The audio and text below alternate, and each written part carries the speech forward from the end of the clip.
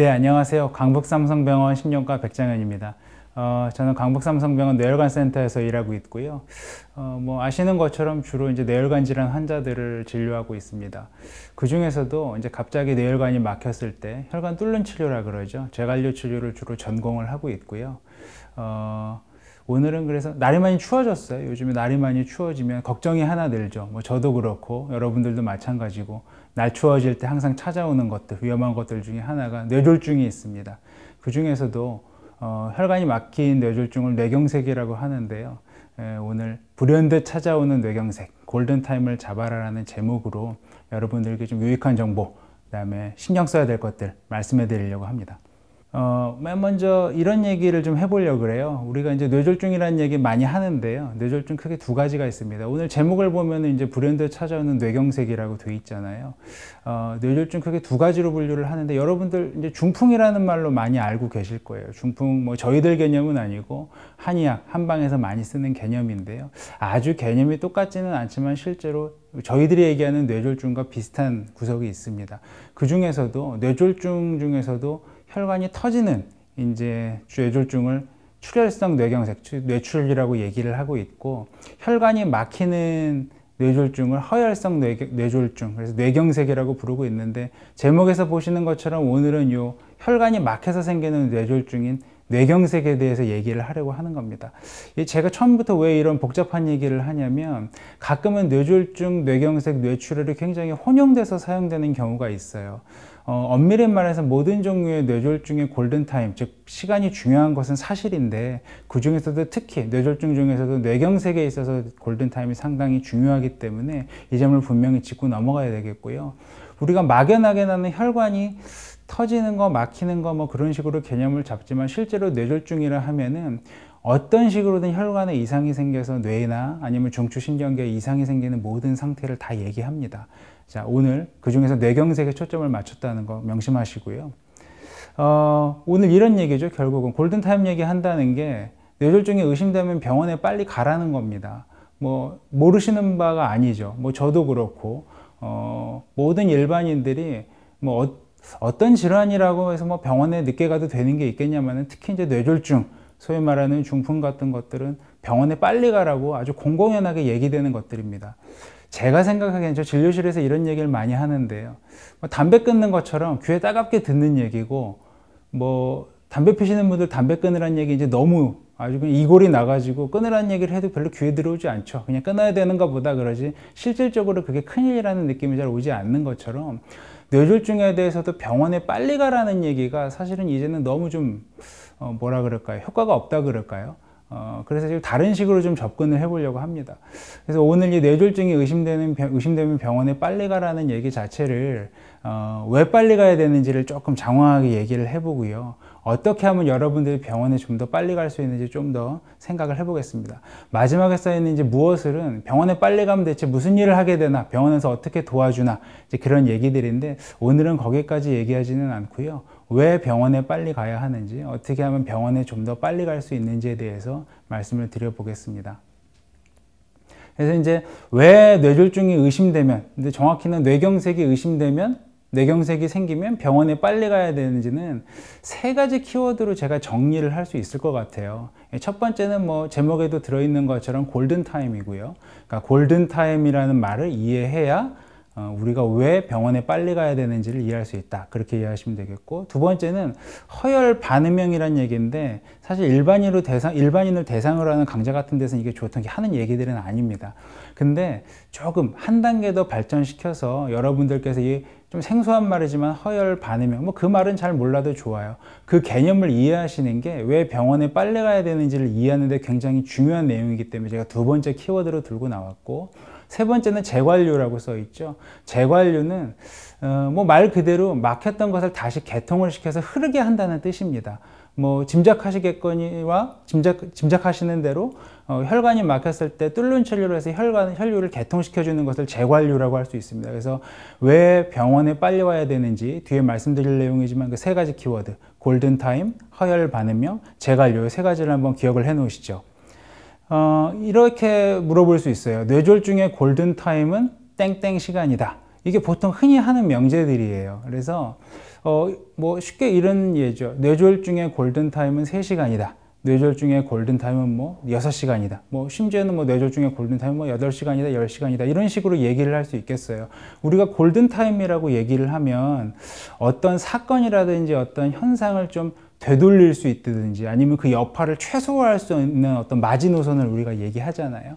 뇌졸중의 골든타임은 특정 시간이라고 이제 생각을 해볼 수가 있는데 실제 신문들에도 이게 신문이나 언론에도 이런 식으로 나옵니다. 보시면은 이게 이제 10월 말에 있었던 기사인데 보시면 제목도 써 있죠. 골든타임 180분이 중요하다. 뇌졸중의 골든타임은 뭐 180분이다. 그런 식으로 지금 얘기가 돼 있어요. 180분 3시간인데 그럼 뇌졸중의 골든타임이 3시간인가? 이런 생각할 수 있고 이거 가장 최근에 나온 기사니까요. 두 번째도 이런 기사가 있어요. 금년 초에 나왔던 제가 봤던 기사인데 제목도 무서워요. 침묵의 살인자 3시간 골든타임 지켜 회복된다. 이렇게 얘기돼 있고 3시간 이내에 응급처치를 받아야 된다고 써 있습니다. 이런 걸 보면 뇌졸중 뭐 오늘 뇌경색 얘기한다 그랬는데 뇌경색의 골든타임이 적어도 3시간인가? 이런 궁금증을 가지게 돼요. 사실 이 두 번째 기사는 한의사 선생님이 쓰신 기사였는데 저희뿐만 아니라 한의학에서도 어떤 골든타임의 개념을 이렇게 중요시하는 거라고 또 위로 짐작할 수 있죠.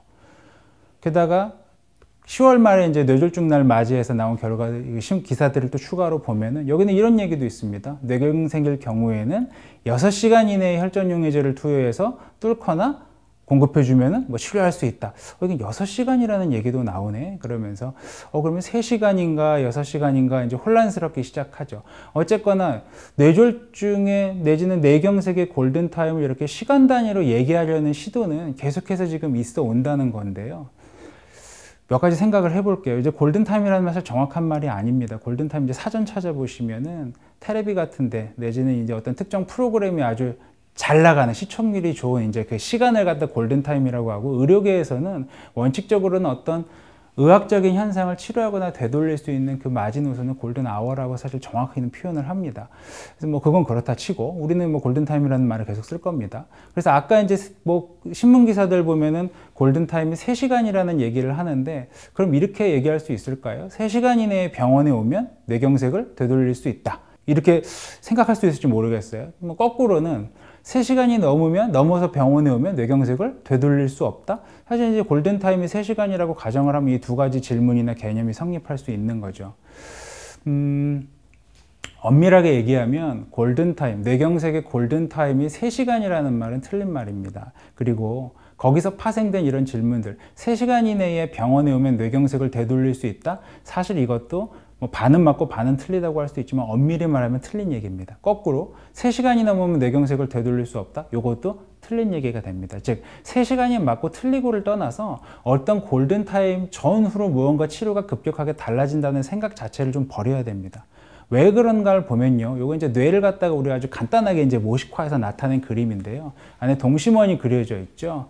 그래서 혈관이 어디쯤 있냐고 생각을 하면 그 4번, 4라고 써 있는 숫자쯤에 있다고 생각을 한번 해보세요. 그러면 뇌조직이 이제 혈관이 들어오지 않게 되면, 혈액이 들어오지 않게 되면 뇌조직이 죽기 시작할 텐데, 이 혈관으로 먹여 살리는 부위가 저 동심원 2, 3, 4에 해당하는 부위였다 그러면 이론적으로는 혈관이 막히면 2, 3, 4는 다 죽어야 됩니다. 뇌조직이 다 죽어야 되는데 실제로 그렇지 않다는 거예요.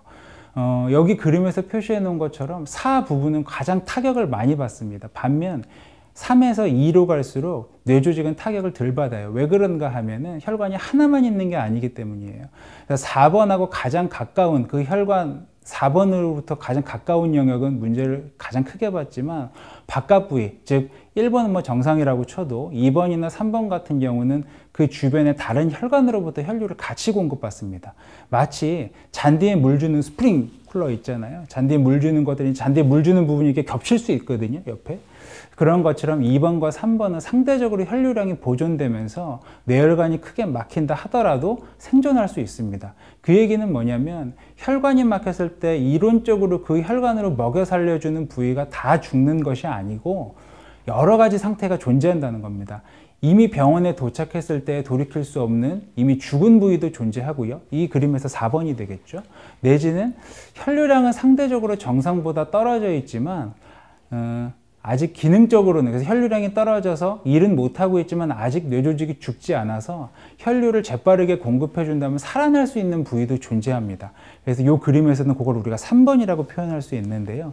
그 3번이 아까 처음에 말씀드렸던 허혈 반음영이라는 부위입니다. 생각해보면 뇌혈관이 막히자마자 뇌조직이 모두 죽는 것이 아니고 뇌조직이 아직 버티고 있는 조직이 있고 그 버티고 있는 조직을 살려내는 게 우리들의 치료 목적이 되겠습니다. 결국 이미 죽은 4번 뇌조직은 어쩔 수 없고 아직 죽지 않고 버티고 있는 3번 허혈 반음영을 아까 말씀드렸던 세 번째 키워드 재관류 치료를 통해서 혈류를 공급해 줌으로써 3번의 허혈 반음영을 살리는 게 궁극적인 치료이자 목표가 되겠습니다. 그렇게 생각하면 신속히 혈관을 열어줄수록 뇌조직을 더 많이 살릴 수 있어요. 즉 골든타임이라는 것은 뇌조직이 살아날 수 있는 어떤 완전하게 살릴 수 있는 안전한 시간을 얘기하는 게 아니라 골든타임은 무조건 빨리여야 됩니다. 즉 허혈 반응명은 시간이 지날수록 줄어들기 때문에 허혈 반응명이 남아있는 어떤 특정 시간을 생각하는 게 아니라 병원에 빨리 내원해서 허혈 반응명을 살릴 수 있을 최대한의 허혈 반응명은 살려야 된다는 얘기죠. 그래서 더 신속히 혈관을 열어줄수록 더 많은 뇌조직을 살릴 수 있다는 컨셉이 골든타임으로 생각되어야 되고 아까 보셨던 3시간이나 뭐 6시간 같은 특정 시간을 생각하면 실제로 그 사이에 막심한 손해를 보게 됩니다. 그래서 이렇게 극단적으로 질문할 수 있어요. 환자분들한테. 본인이 뇌졸중, 뇌경색이 생기게 돼서 혈관이 막히게 되면 3시간 만에 치료를 받기를 원하는지 1시간 맞게 치료받기를 원하는지를 생각해야 됩니다. 즉 3시간보다는 2시간이 유리하고요. 2시간보다는 1시간이 유리하고 1시간보다는 30분이 유리합니다. 내지는 30분보다는 15분이 더 유리한 게 자명한 사실이고 실제로 병원에 오면 환자분들이 병원에 빨리 내원하는 것뿐만 아니라 병원에 왔을 때 의료진이 1분 1초라도 검사나 치료를 빨리 하기 위해서 굉장히 뛰어다니는 것을 볼 수 있는데 다 비슷한 컨셉에서 유리한 거라고 얘기할 수 있습니다. 근데 이제 아까 신문 기사 아니 이게 아주 유망한 내지는 이제 믿을 만한 이제 매체인데 아니 그 의사들이 썼다는 신문이고 기사인데 이게 3시간이라는 얘기가 그럼 이게 나와도 되는 거냐? 대체 3시간이라는 얘기가 어디서 나왔길래 우리가 골든타임을 갖다가 이렇게 흔히들 3시간 같은 시간 단위로 얘기하는 거냐 궁금해지죠. 사실은 엄밀히 말해서 틀렸다고는 할 수 없습니다. 근데 여러 가지 우리들이 생각해야 될 것들이 있어요. 행정적인 부분, 정책적인 부분, 그리고 홍보, 즉 여러분들, 국민들을 홍보해가지고 빠른 치료를 받게 계몽을 하기 위해서는 어떤 특정 기준점을 마련해 줘야 됩니다. 그게 사실 소위 잘 먹히는 거죠. 그런 기준들을 마련해 주는 게. 그렇기 때문에 어떤 명확한 시간 단위를 끊어서 얘기해 주는 것은 필요할 수밖에 없습니다. 하지만 그 이면의 의미를 같이 전달하는 게 중요하겠죠. 그게 첫 번째고요. 두 번째로는 사실 그 3시간이라는 말은 어떤 연구 결과에 불과합니다. 즉 무슨 말이냐면 현재까지 개발된 어떤 치료법에 근거하면 3시간까지는 허혈 반응명을 좀 더 살릴 수 있는 효과를 보았다. 내지는 새로운 치료법이 나오면 이 치료법은 3시간이 아니라 4.5시간, 4시간 반 동안에 사용을 해서도 효과를 얻었다. 또 어떤 치료법이 나와서는 6시간, 12시간 등으로 기준이 늘어나게 됩니다.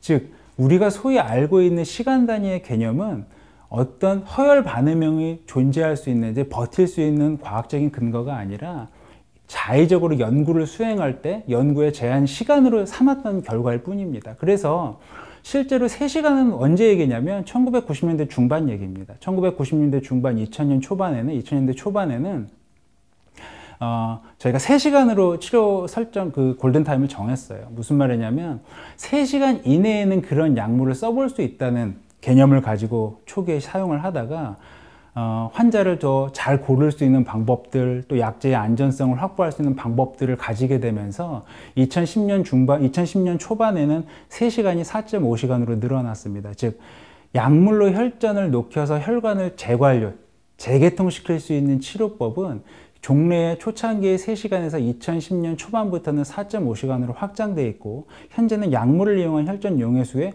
골든타임 좋습니다. 마지노선, 우리가 쓸 수 있는 약물의 제한 시간은 4.5시간으로 규정되어 있습니다. 그렇게 치면은 아까 3시간이란 말은 틀린 말이죠. 그죠? 어떤 골든타임을 전달하기 위해서 시간 개념을 끌어다 쓰는 거는 할 수 있다고 쳐도 3시간이라는 것은 너무 옛날 컨셉입니다. 시간을 더 엄격하게 적용하면 좋은 거 아니에요? 사람들이 더 빨리 올 거잖아요. 그럴까요? 그렇지 않습니다. 실제로 많은 얘기를 나눠보면, 환자분들하고 얘기를 나눠보면 3시간이라는 골든타임을 모르는 사람이 훨씬 많지만 3시간이라는 골든타임을 안다면 이런 얘기들을 많이 해요. 어차피 시간 지난 것 같아서 아들 오면 오려고 기다렸다 왔어. 그런 얘기도 하시고. 그러니까 사람들이 어떤 시간 기준에 얽매이게 되면서 시간 전후에 대한 태도들이 생긴다는 겁니다. 그런 면에서는 별로 바람직하지 않은 것 같아요.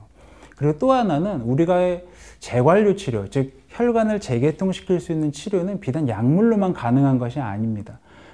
요즘에는 기술들이 많이 발달해서 예전에는 이제 약물에 의존할 수밖에 없었지만 최근에는 직접 시술, 즉 막힌 혈관에 접근을 해서 막힌 혈관을 막고 있는 혈전을 몸 밖으로 끄집어내는 동맥내 혈전 제거술이라는 시술을 많이 합니다. 효과도 상당히 좋아요. 근데 약물보다는 조금 안전한 부분들이 있어서 초창기에는 6시간 정도까지 시술을 할 수 있다고 보고가 되었지만 불과 몇 년 사이에 아주 기술들이 진일보하면서 실제로는 저희들이 진료 현장에서는 24시간까지도 환자의 혈관을 뚫을 수 있다고 생각하고 있고요. 국제적, 국내적 권고사항에서도 이 급성 뇌경색, 큰 혈관이 막혔을 때 24시간까지 동맥내 재개통 시술을 할 수 있다고 되어 있습니다. 그렇게 치면 골든타임이라는 것은 어떤 시간 장단에 맞춰서 얘기할 수가 없습니다. 4.5시간 맞는 말이지만 틀린 말이기도 하고요. 24시간 맞는 말이지만 또 틀린 말이기도 합니다. 왜 그러냐면 아까 말씀드린 거 잠깐 생각해 볼게요. 우리가 재관리 치료의 궁극적인 목적이 하혈반해명이라는 아직 죽지는 않았지만 비실비실한 뇌조직을 살리려는 게 목적이라면 경우에 따라서 어떤 사람들은 24시간이 지나서 왔음에도 불구하고 하혈반해명이 상당히 많이 존재하고 있는 사람들이 있어요. 선천적이나 어떤 다른 요인으로 뇌혈관이 아주 부차적인 뇌혈관들이 잘 발달해 있어서 뇌조직이 상당히 오랫동안 버티고 있는 사람들이거든요. 그런 경우에는 이런 권고 수준을 넘어서 심지어는 72시간, 48시간 내에도 하혈반응명을 살릴 수 있는 이득이 있다고 생각하면 실제 시술을 하기도 합니다. 그렇게 생각하면 골든타임, 즉 측정 치료가 가능한 골든타임이라는 시간을 병원 외부에서 누군가 임의로 판단할 게 아니라 무조건 뇌경색이나 뇌졸중이 의심되면 병원에 빨리 내원해서 그 치료 가능 여부를 병원에서 재빨리 판단을 해야 되는 거죠. 그런 의미에서 골든타임은 아까 계속해서 말씀드리지만 특정 시간을 생각하시면 되는 게 아니라 무조건 빨리라고 생각을 하셔야 됩니다. 같은 얘기죠. 뇌경색 골든타임. 시간은 이제 잃어버리세요. 무조건 빨리 병원에 내원하는 게 중요합니다. 그럼 이제 어떻게 하면 병원에 빨리 올 수 있을까요? 무엇보다 제일 중요한 건 알아야죠. 느껴야 됩니다. 그래서 어떤 증상들이 뇌졸중이나 뇌경색을 시사하는지 알고 있어야 빠르게 대처할 수 있습니다. 그래서 흔히들 많이 얘기하는 이제 자가진단법 내지는 어떤 증상들이 뇌졸중이나 뇌경색을 의심할 수 있는지를 좀 알고 계시면, 숙지해 계시면 좋을 것 같고요. 그래서 그거 간략히 말씀드리려고 하고요. 두 번째는 그거 못지않게 중요한 게 의심 이후에 행동으로 옮기는 일입니다. 그래서 시간 낭비하지 말고 어떻게 하면 병원에 빨리 내원할 수 있는지 이제 그런 약간의 팁들을 좀 말씀드리고요. 물론 이제 제가 이제 말씀드리는 여러 가지 방법들이 모든 거를 다 보장해 줄 수는 없어요. 하지만 무엇보다 지금까지 가지고 계셨던 인식들의 변화는 살짝 필요할 것 같은데요. 자가진단에서 이제 생각나는 게, 제가 자가진단 누가 물어보면 자가진단이 별거 없습니다, 사실은. 왜 그런 얘기를 하냐면, 지금 이게 옆에 자료화면 보시면 이게 지금 포스터들인데 무슨 포스터냐면 10월 말이 되면 이제 세계 뇌졸중의 날을 맞아서 각 병원, 뇌혈관센터, 뇌졸중센터에서 뇌졸중 건강 강좌를 해요. 그래서 보면 포스터 보면 이게 몇 년치 포스터 제가 이렇게 막 인상 깊었던 것들 가져온 건데, 보면 여러 가지 이제 잘 안 보이시겠지만 가장 눈에 띄는 게 보면 영어로 FAST 그런 거 있죠. 요런 게 이제 대표적인 자가진단법 홍보에 대한 내용들입니다. 즉 일반인을 대상으로 했을 때 신속하게 움직이기 위해서 자가진단법을 항상 우리가 강조하고 있고, 그 대표로서 항상 일컬어지는 게 여기 보이시는 FAST, FAST라는 이제 항목이 대표적인 자가진단법이 됩니다. 사실은 우리나라에서 만든 건 아니고요. 미국의 이제 뇌졸중학회에서 오래전부터 있었던 캠페인입니다. 그래서 F는 짐작하시겠건데 그림을 보시면 아시는 것처럼 페이스, F예요. 그래서 얼굴이 비대칭이거나 삐뚤어진다는 거죠. 그리고 A는 arm, 정확히는 arm and leg인데 이제 팔로 대변할 수 있어요. 팔에 위약이 생기는 거. S는 speech를 일컬어서 말하는 거나 발음에 대한 얘기고, T는 time to call 911, 그래서 911 빨리 불러라, 이런 식으로 이제 미국에서는 계속 캠페인을 오랫동안 해왔어요. 뭐 앱도 있어요, 보니까. 우리나라에서도 그 이전부터도 해야지만 2014년에 뇌졸중학회 동영상도 만들었습니다. 패스트를 그대로 따와서 한국말로 번안을 좀 해서 약간의 이제 저희들 문화에 맞게, 웃었을 때 얼굴의 좌우 모양이 다른가요? 그래서 이제 얼굴 마비. 지금 옆에 그림 보시면 애니메이션, 사진의 그림에 있는 남자분이 오른쪽이 이상한 거예요. 오른쪽 그 입술이 아래로 쭉 처졌잖아요. 저게 이제 마비가 있는 겁니다. 그래서 이런 분은 웃으면 이제 입이 벌어지잖아요. 그래서 이 했을 때 마비가 있는 쪽은 움직이지 않고 정상 쪽만 이하고 벌어지기 때문에 입이 정상적으로 치우치게 됩니다. 마비 있는 쪽은 움직이지 않고 이렇게 처져 있어요. 그래서 얼굴 마비를 보는 법. 그 다음에 A는 암 해가지고 팔, 다리 마비고 한쪽 팔과 다리에 힘이 약하거나 처지나요? 어떻게 할 수 있을까요? 말 안 해도 걸어보면 알 수 있고요. 뭔가 다르다 알 수 있고, 좀 더 쉬운 방법은 앞으로 나란히 시키는 거죠.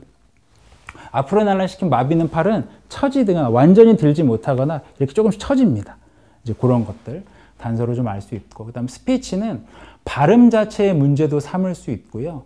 그것뿐만 아니라 말하는 내용이 이상하거나 이해력이 갑자기 떨어지는 언어 관련 능력들을 모두 문제를 삼을 수 있어요. 근데 어떤 분들은 이런 생각도 하실 거예요. 우리가 뇌졸중의 증상, 뇌경색의 증상 되게 많다고 들었는데 그 중에서도 이 FAS만 따온 이유는 뭘까? 그래서 연구를 좀 한 거예요. 물론 이제 말씀하신 대로 이런 지금 보시는 얼굴 증상, 안면마비 증상, 팔다리의 위약, 그다음에 언어장애나 구음장애, 발음장애가 뇌경색, 뇌졸중의 대표 증상인 거, 빈도로만 쳐도 엄청 많은 게 맞지만 여러 가지 증상들의 조합을 3개로도 해보고 5개로도 해보고 여러 가지 해봤을 때 이 3가지의 조합만으로도 굉장히 민감도가 높았다는 겁니다. 그래서 일반인들이 접근하기에 가장 또 용이하고, 그래서 이 3개가 골라진 겁니다. 그래서 이런 증상이 있을 때 즉시 119를 불러라 하고 있는데, 그래서 이 패스트가 되게 유명한 거예요. 그래서 때만 되면 이런 기사들이 계속 나와요. 뭐 연예인도 이렇게 나와서 패스트를 기억하세요, 이런 홍보도 하고 있고요. 옆에 있는 이제 특정 의료기 회사 같은 데서도 이런 캠페인들을 아주 전략적으로 합니다. 그만큼 이제 패스트는 굉장히 잘 알려진 뇌졸중에 대한 어떤 내 자가진단법으로서 잘 알려져 있고, 여러분들도 일단 기억해 놓으시면 좋을 것 같아요. 근데 요즘 조금 좀 다르게 접근하고 있어요. 뇌졸중학회에서 이제 금년, 작년 들어서 새로운 캠페인들을 하고 있는데, 그게 이제 이웃 손발 시선입니다. 어감상 패스트가 노인분들이라든지 이제 대한민국 정서와는 조금 다른 부분이 있고, 몇 가지 이제 요소들을 좀 추가해서 새로운 어떤 캠페인들, 새로운 어떤 자가진단법들을 저희들이 홍보하고 있습니다. 그러니까 대표적인 게 이 이웃 손발 시선인데요. 이웃 뭘까요? 이웃? 뭐 이웃을 좀 살펴보라는 얘기인가? 실제로는 아까 패스트에서 보셨던 여러 가지 내용들이 다 들어있어요. 그래서 이웃은 이하고 웃어보라는 얘기예요. 사실 얼굴마비의 내용을 대표하고 있고요. 손은 팔마비, 발은 다리가 아니라 발음을 갖다가 이제 발이라는 이제 말로 만들었고, 시선이 들어있죠. 그래서 눈이 한쪽으로 이렇게 돌아가 있다든지 고개가 한쪽으로 돌아가 있어 편의되어 있는 것들. 여기 그림에서 보시는 것처럼 이분의 눈이 왼쪽으로 돌아가 있죠. 뇌경색만 생각하면 왼쪽에 큰혈관이 막혔을 가능성이 있습니다. 그래서 이런 것만 가지고도 이제 숙련된 의사들은 멀리서만 보고도 실제로 어떤 부위에 문제가 생겼는지 알 수 있어요. 이것도 마찬가지로 외국에 있던 패스트와 항목이 조금 다르거나 추가된 이유는 우리나라 사람들을 대상으로 내지는 다른 연구 집단을 대상으로 연구를 해봤더니 이런 시선이 들어가고 안 들어가고 좀 더 큰 혈관을 찾아낼 수 있는 데 도움이 된다고 해서 이제 만들어낸 것이거든요. 그래서 이웃 손발 시선이라는 걸 요즘에 대한민국 정서로 상부상조의 정신으로 많이 좀 얘기하고 있고요. 실제로 뇌졸중학회 홈페이지, 유튜브의 채널에 가시면 나옵니다. 그래서 1분짜리 클립인데 이 아주머니가 이제 쓰러지면 앞에 있는 아들이 막 그러니까 검사를 하는 게 나오거든요. 그래서 한번 뇌졸중학회, 대한뇌졸중학회 공식 유튜브 채널에서 이런 것들 살펴보시는 것도 도움이 많이 될 것 같고요. 그래서 보시면 이하고 웃을 수 있나요? 뭐 두 손을 앞으로 뻗을 수 있나요? 그다음 발음이 명확한지, 또 시선이 한쪽으로 쏠리진 않는지, 그런 내용들, 아까 말씀드린 내용들이 소개되어 있습니다. 너무 쉽죠? 다 알죠? 한쪽으로 마비 오는 거, 팔에 힘 빠지는 거면 누가 모르나, 뇌졸중인 거. 맞는 얘기입니다. 그래서 항상 어쩔 수 없이 쉽게 접근할 때는 이제 그런 캠페인이나 이런 간단한 항목들이 중요한 건 사실이고, 사실은 너무 복잡하지 않게 몇 가지, 두세 가지의 항목만을 추려서 뇌졸중을 잘 찾아내는 건 되게 중요한 거예요. 그래서 그런 캠페인이나 홍보 활동을 하는 입장에서는 간단 명료화시키는 게 중요하기 때문에 사실 대표성을 가지고 있지만, 우리는 이제 만족할 수 없죠. 실제로 그거 이외의 뇌졸중 증상은, 중요한 뇌졸중 증상들은 있습니다. 그래서 그런 것도 좀 알아두면 좋아요. 그래서 공공연하게 얘기하는 것들이 뇌졸중을 시사하는 5가지 위험 신호들입니다. 상당히 일목요연하게 뇌졸중을 가장 잘 나타내 줄 수 있는 증상들을 묶어 놓은 것인데요. 포인트는 보시는 것처럼 각 문장의 첫 마디에 있는 갑자기입니다. 그래서 예전부터 증상이 조금씩 진행해 온 것은 이제 보통 간주하지 않고, 우리가 어느 순간 갑자기 생긴, 특히 5가지에 해당하는 증상들은 강력히 뇌졸중을 시사할 수 있다는 건데요. 한번 보시겠습니까? 그래서 앞에서 얘기했던 어떤 얼굴, 팔, 다리, 그 다음에 그쪽에 힘 빠지는 거, 위약이 있었고, 감각조화도 당연히 해당이 됩니다. 갑자기 발생한 의식의 혼돈이라든지 말하기 어렵거나 일에게 떨어짐, 그 다음에 갑자기 발생한 시야, 시각 이상, 내지는 물체가 2개로 보이는 것도 모두 다 포함이 돼요. 갑자기만 생겼다면 당연히 뇌졸중 생각을 해야 됩니다. 그리고 갑자기 발생한 이전까지 한 번도 경험해 본 적이 없는 두통 같은 것들, 갑자기 발생한 보행 이상, 어지럼증, 균형 감각 이상, 이런 것들도 갑자기만 생겼다면 사실은 뇌졸중을 반드시 감별을 해줘야 됩니다. 실례로 환자분들께서 생각보다 흔한 증상인데 뇌졸중이라고 생각을 못하는 증상들은 여기 써 있는 것들 중에 시야나 시각 이상하고요, 그 다음에 보행 이상이나 걸을 때 좀 흔들리는 것 같다, 그런 것들은 뇌졸중의 신호일 수 있기 때문에 무시해서는 안 됩니다. 근데 이런 증상 얘기나 자가진단 얘기를 하면서 제가 항상 드리는 얘기가 있어요.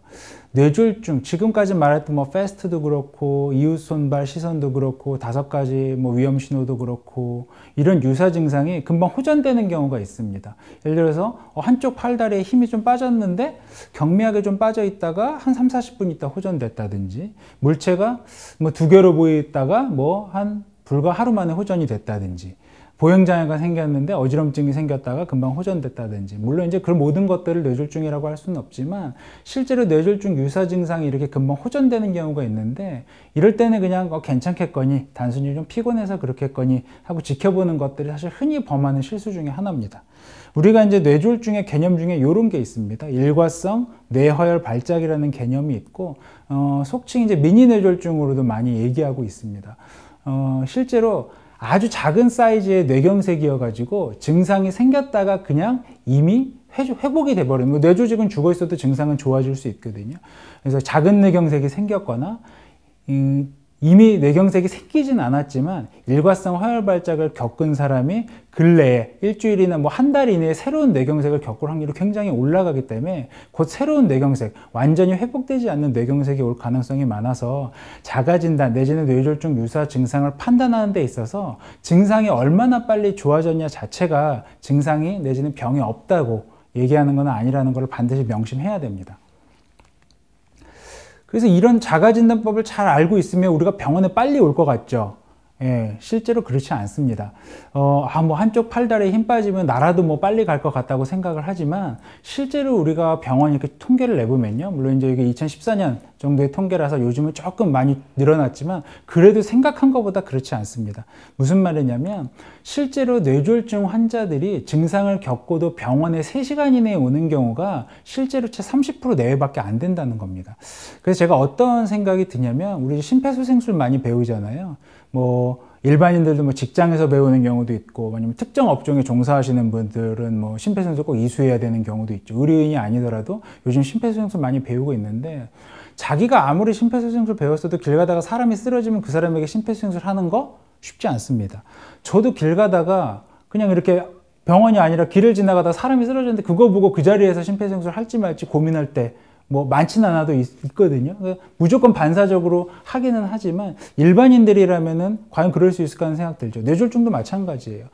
내가 지금 이게 뇌졸중 증상에 맞는지 안 맞는지 들어본 거랑 비슷한 것 같긴 한데 막상 그때 119를 부르는 행위를 하는 거는 마치 다르다는 거죠. 그래서 이렇게 말씀드리고 싶어요. 제일 중요한 거는 뇌졸중을 의심하는 거지만 실제로 그 의심을 119 신고나 병원 내원으로 어떤 이어지는 행동이 반드시 필요하고 너무 고민하지 마세요.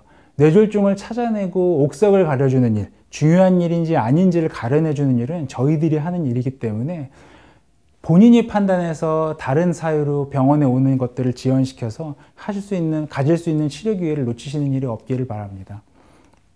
그래서 정리를 이렇게 해볼게요. 그래서 스스로 진단하지 마시고, 아까 말씀드렸던 자가진단법은 진단이 아니라 그저 의심하는 방법에 불과하니까 진심되면 지켜보지 말고 바로 병원으로 움직이시고, 알려진 응급처치 이것저것 많이 하죠.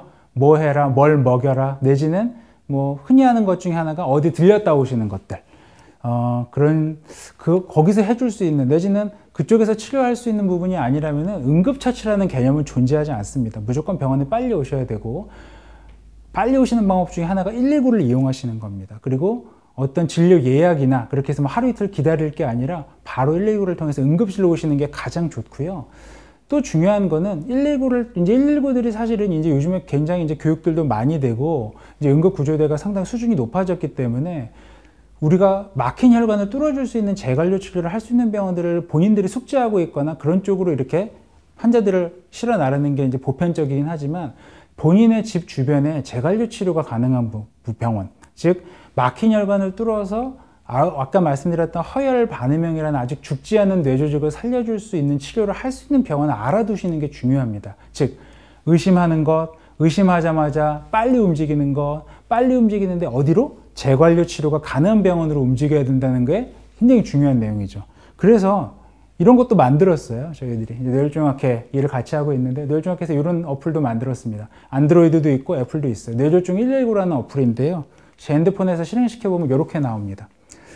이제 저희 주변을 포함해서 자기 해당 지역에 본인 이제 GPS 기반으로 본인 주변에 뇌졸중 치료가 가능한 병원들이 이렇게 나오고요. 그 중에서 상태를 알려줘요. 재관료 치료는 어느 수준으로 할 수 있고 전문의가 어떻게 상주했는지를 알려줍니다. 이제 계속해서 내용이 업데이트되고 있고 아직 좀 부족한 점이 있지만, 이런 것들을 이용하면 아무래도 본인 주변에 재관료 치료를 잘 할 수 있는, 응급 상황에 대비할 수 있는 병원들을 조금 수소문해 놓을 수 있습니다. 보시면 저희 병원은 뭐 전문의가 있다 없다, 아까 말씀드렸던 혈전 용해술이나 혈전 제거술을 할 수 있다 없다 다 가능이라고 나오죠. 그리고 뇌졸중센터 인증도 학회에서 받았다, 이런 내용들이 각자 다 소개가 되어 있습니다. 참고하시면 좋겠고요. 사실 제가 재관료 치료를 전공을 하기 때문에 여러 군데에서 비슷한 얘기를 많이 하고 있습니다. 그래서 오늘 그래도 최대한 밀도 있게 필요한 내용들을 좀 손쉽게 전달해 드리려고, 내지는 흔히 귀에 박히게 드린 얘기와는 좀 다른 얘기로 접근하려고 노력을 많이 했는데 못다한 얘기들도 분명히 있습니다. 아까 보셨던 뇌졸중학회 공식 유튜브 채널에 가시면 제가 이제 골든타임에 대한 얘기를 좀 해놓은 게 있거든요. 그것뿐만 아니라 골든타임 내 병원에 왔을 때 병원이 환자분들을 보다 더 빨리 치료해 주기 위해서 어떤 일들을 계획하고 하고 있는지도 재밌게 좀 얘기해 놓은 게 있으니까 나중에 한번 참고해 보시면 좋겠고요. 자, 이제 마지막 슬라이드입니다. 그래서 정리를 해볼게요. 뇌경색의 골든타임, 시간 그런 거 필요 없습니다. 무조건 빨리. 의심되면 1분 1초 허비하지 말고 무조건 빨리 병원에 오셔야 되는 거 기억하시고요. 뇌졸중을 의심할 수 있는, 발견할 수 있는 방법들은 많이 있지만 그 중에서 가장 대표적인 게 패스트, 이웃 손발 시선, 그리고 5가지 위험 신호를 쉽게 사용할 수 있다고 말씀을 드렸고, 의심되면 고민하지 말고 움직이세요. 기다리지도 말고 허비하지 말고 119를 이용해서 재관료 치료가 가능한 병원으로 바로 오실 수 있도록 하시고, 궁극적인 오늘의 최종 질문은 이거죠. 본인이 뇌졸중에 걸렸다면 3시간 만에 치료받으시겠습니까? 우리가 소위 말하는 골든타임, 즉 3시간, 6시간 만에 치료받으시겠습니까? 30분 만에 치료받으시겠습니까? 1시간 만에 치료받으시겠습니까? 아마도 아무리 골든타임이 무슨 6시간, 12시간, 뭐 4.5시간으로 나와 있다 하더라도 그 시간을 꽉 채워서 치료받고 싶은 분은 없을 거라고 생각을 합니다. 아무쪼록 내용을 잘 숙지하셔서 본인뿐만 아니라 이웃의 뇌졸중 의심 환자들이 보다 신속히 치료받을 수 있는 데 도움이 될 수 있도록 강북삼성병원이 좀 많이 도와드릴 거고요. 언제든지 24시간 365일 뇌경색 환자들을 진료할 준비가 되어 있으니까 이 점도 많이 기억해 주시면 좋겠습니다. 감사합니다.